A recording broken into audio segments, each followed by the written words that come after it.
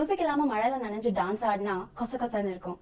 After watching so many movies in which the female leads dance in the rain after falling in love, I was quite relieved that this series, Modern Love Chennai, called out this extreme romanticization and ended up doing the same as well. Lol.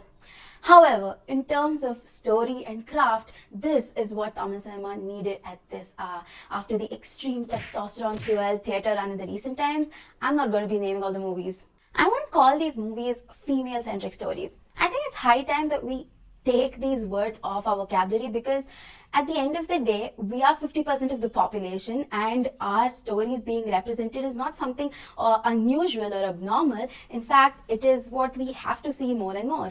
Another thing is the fact that even though the original New York Times articles were written by women, they have all been rewritten and adapted and directed by 6 men along with Reshma Ghatala. So the women we see here are not the ones who are running in the garden trying to escape their lover's touch. We see mature people in consensual intimacy, breaking all our beliefs of punita kadhal that we've grown up with. At times, this touch isn't even of lust. It's just that comfort that we see in Imai Girl when Nitya wants Devi to be by his side when he is not feeling well.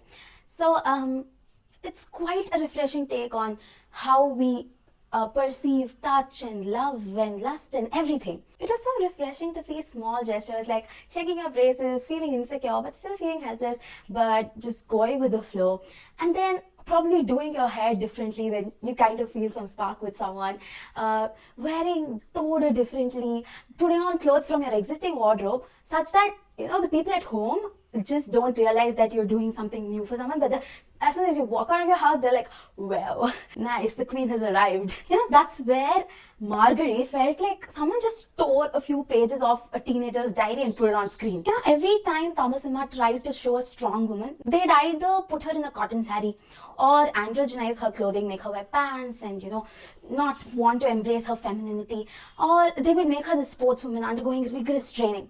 But can't these strong women have blushed cheeks and dreamy eyes and a wacky sense of humor? போறப்போக்குல casteism, sexism call out பண்ற மல்லிகாவா கூட இருக்கலாம்ல, இல்லைன்னா ஒரு relationship முடிஞ்சு போச்சுன்னு புரிஞ்சு அதுல இருந்து செல்ஃப் ரெஸ்பெக்டோட விலகுற ரேவதியா கூட இருக்கலாம்ல. ஜஸ்ட் பிகாஸ் வி ஹேட் செக்ஸ்னு கேஷுவலா தோல்ல காய போடுறவன்ட்ட நோன்னு பவுண்டரிஸ் எஸ்டாப்ளிஷ் பண்ற சாம கூட இருக்கலாம்ல. Honestly, these are the kind of women we want to see on screen today and always. Despite Godard's words, cinema is the most beautiful fraud. We're all just like Mallika at the end of the day. We love slow motions. Yenakana or love, yenakana or BGM. As much as I didn't want to, I became a Raja fan. As Asha Meera Ayappan, the film critic, said, this album has that keta player kekada player feel to it. I always thought that these older generation people, the 80s people, they're very, very nostalgic all the time. They're just not able to accept that better music is being made or Raja's not actually the god and all. But after listening to this album, well, I must agree, he is the GOAT. I understand that you're not supposed to give so much ego boost to someone, but then what to do if his work speaks louder than his words? I mean, the goodbye. It's so sexy. It's, I think, the sexiest track I've ever heard in my entire life.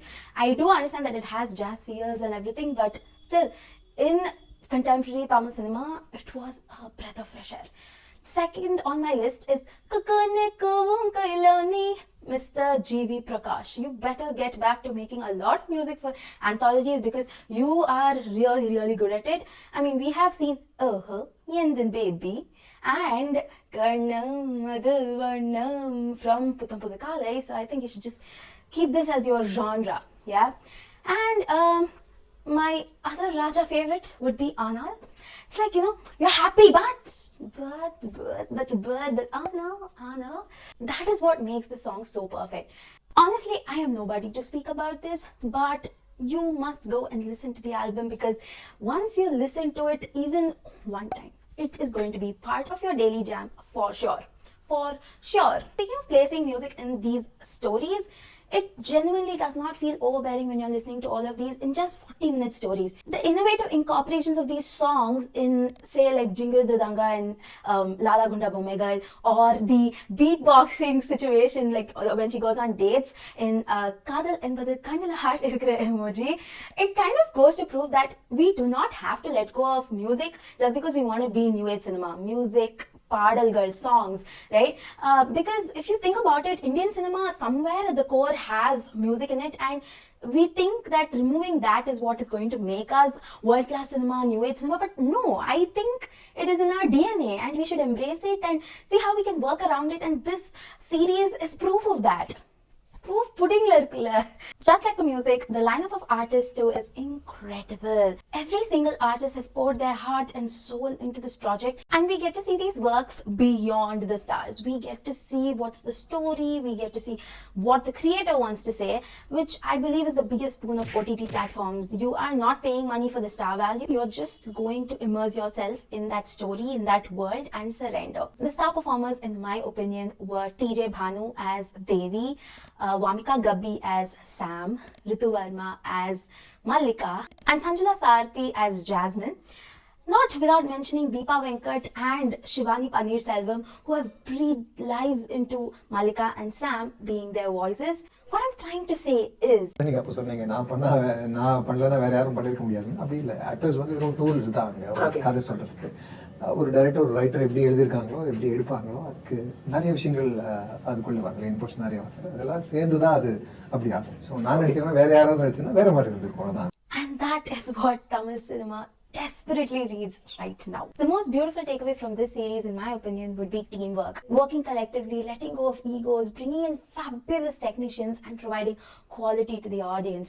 I think this is what New Age cinema in Tamil is. The cinematography and art direction in each and every episode is top notch, especially the last one. And it feels like they've just gone to each part of Chennai and painted it a different hue of love. I think this is what gives us hope that storytelling has so much potential on an OTT platform. Of course, it is going to be difficult with minimal budgets, the corporates interfering, and of course you need to fight for your content. But I think somewhere with more and more South content being on a platform like this, we are going to make it to a global stage and also not have to compromise in a lot of aspects when it comes to storytelling. Making movies itself is like, it is something which requires a lot of patience. You see the series, it was made when Napier Bridge wasn't of the chess colors. It takes time for these kind of things to come out, but at the end of the day, it seems worth it because it's making you feel good about the direction in which we're going. In Bharadwaj Rangan's interview with Tyagarajan Kumar Raja, he asked if a good film or a bad film is a subjective or an objective opinion.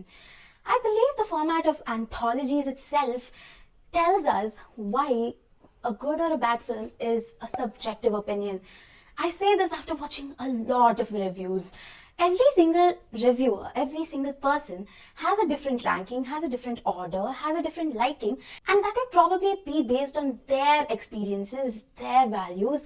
So while there is a cinematic definition syllabus as to what is good and bad, the emotions that are evoked is going to be subjective with each person. Today, the act of content watching is not merely just seeing it on screen, but also thinking and pondering and marking and ranking. So we are kind of enjoying cinema as a whole, and that in itself is a success of the work. If I had any criticism, it would be the lack of queer representation in terms of stories, as well as the lack of representation of other genders in the crew. But hoping there is a season 2 with more stories, more people, more representation, and the existing sensitivity. That was my 2 cents on the series Modern Love Chennai, streaming on Amazon Prime Video.